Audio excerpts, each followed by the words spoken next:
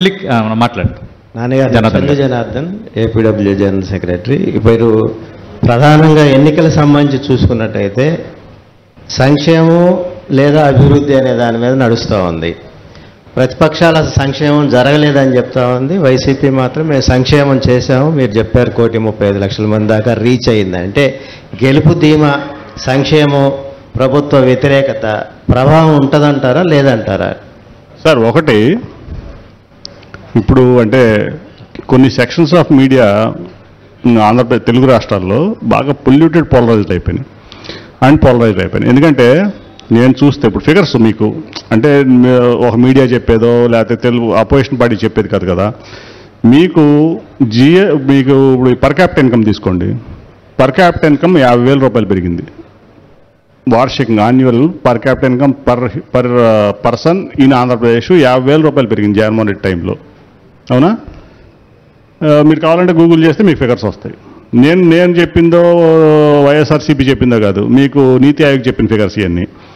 GSDP 2 to 3% పెరిగింది Chandrababu Naidu 14 to 19 కంటే. ఇప్పుడు మీకు at the same time poverty 11.7% Chandrababu Naidu గారు ఉన్న టైంలో ఉన్న పావర్టీ వాళ్ళు 4.2%, అంటే 7.5% పావర్టీ రేట్ తగ్గింది మీకు ఆంధ్రప్రదేశ్లో. మీకు ఇంకెక్కడ కంపేర్ చేసినా అంత పావర్టీ మీకు నాకు తెలిసి ఆఫ్టర్ ఫ్రీడమ్ కూడా ఇంత పావర్టీ తగ్గిన పరిస్థితి లేదు.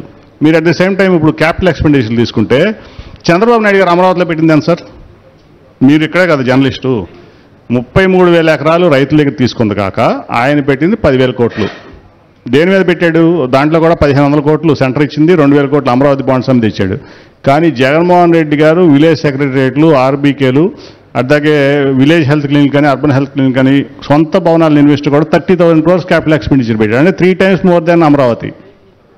అట్లాగే మీరు ఏ పారామీటర్ తీసుకున్నా మీరు దాదాపు 50,000 odd స్కూల్స్ అప్గ్రేడేషన్లో కానీ, లేకపోతే హెల్త్ ఇన్ఫ్రాస్ట్రక్చర్ హాస్పిటల్స్ అవని, లేకపోతే 80-100 కోట్లతో మెడికల్ కాలేజీలో చూస్తే 18,000 కోట్లు పెట్టాడు. మీకు ఏ పారామీటర్లో తీసుకున్నా చంద్రబాబు నాయుడు గారు 14 నుంచి 19 వరకు కంటే జగన్మోహన్ రెడ్డి గారు క్యాపిటల్ ఎక్స్పెండిచర్ విషయంలో కానీ, డెవలప్మెంట్ విషయంలో కానీ దాదాపు 5-6 రెట్లు ఎక్కువ ఉన్నాడు. దట్ ఆర్ ది ఫిగర్స్, నేను చెప్పేది కాదు. మీరు ఆ మీడియా ఈ మీడియా కాకుండా ఒక ఇండిపెండెంట్ బాడీని పెట్టి మీరు చెప్పండి, మీరు బాధ్యత తీసుకోండి. సంక్షేమంతో పాటు అభివృద్ధి కూడా చేసి మీకు చెప్తా ఉన్నారు. అయితే మీరు ఇంకో మాట అన్నారు, సెక్షన్స్ వారీగా వైసీపీ వైపు ఉన్నాయని. మీరు సామాజిక కోణాల అంశాలు కానీ తీసుకున్నట్టయితే మీరు గత ఎన్నికల్లో వైసీపీ పూర్తి ధీమాతో ముందుకు పోయిన సామాజిక కోణంలో కనుక ముందుకు పోయినట్టయితే ఇప్పుడు జనసేన ప్రభావం కానీ, బీజేపీ ప్రభావం కానీ, మోడీ గారి పక్షాన కింద గ్రామీణ స్థాయి నుంచి ఉండే ప్రజలు ఇది కానీ ఈ ఎన్నికల్లో కూటమి ప్రభావం ఎక్కువగా ఉంటుందనేది ప్రజల యొక్క భావన. రైట్, ఇదే లాస్ట్ క్వశ్చన్ అండి. ఒకటి మీరు చాలా వ్యాలిడ్ క్వశ్చన్ అడిగారు. మీకు ఇదే కూటమి 14లో పోటీ చేసింది, జనసేన, బీజేపీ, టీడీపీ. జనసేన పోటీ అంటే అదే మద్దతు అలయన్స్లో ఉన్నాడు.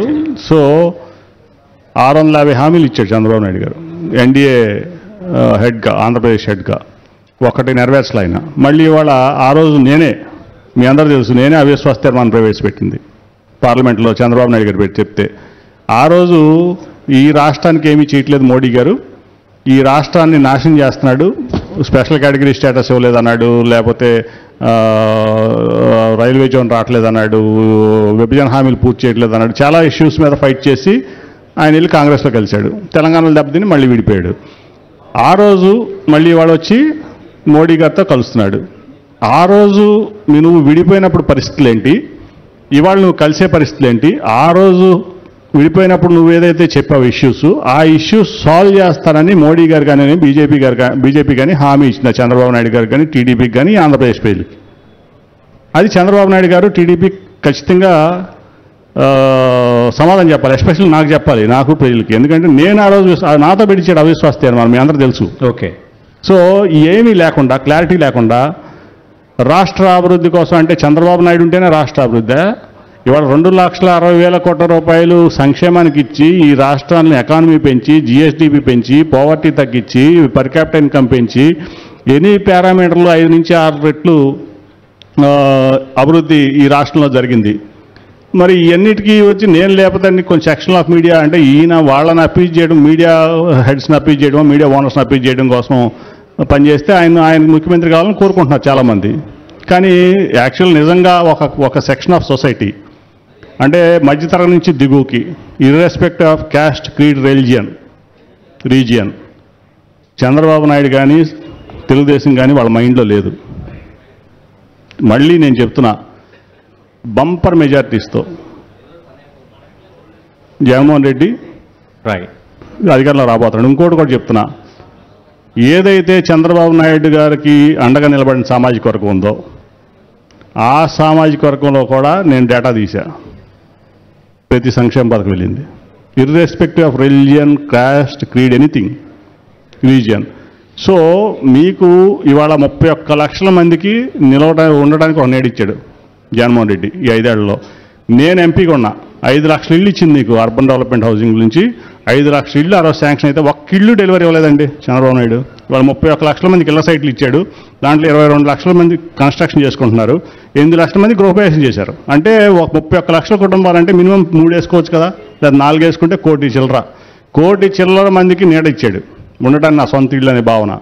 సో మీకు ఇవాళ కులాలతో సంబంధం లేదు, మతాలతో సంబంధం లేదు, ప్రాంతాలతో సంబంధం లేదు. ఖచ్చితంగా ప్రజలు జగన్మోహన్ రెడ్డిని భారీ, ఇంతకంటే ముందు ఆయన 107 ఇంతకుముందు నేను కూడా అనుకునేవాడు 175 వై నాట్ 175 ఆ టార్గెట్ రీచ్ అవ్వడం అనుకుంటే నాకైతే ఎటువంటి సందేహం లేదు.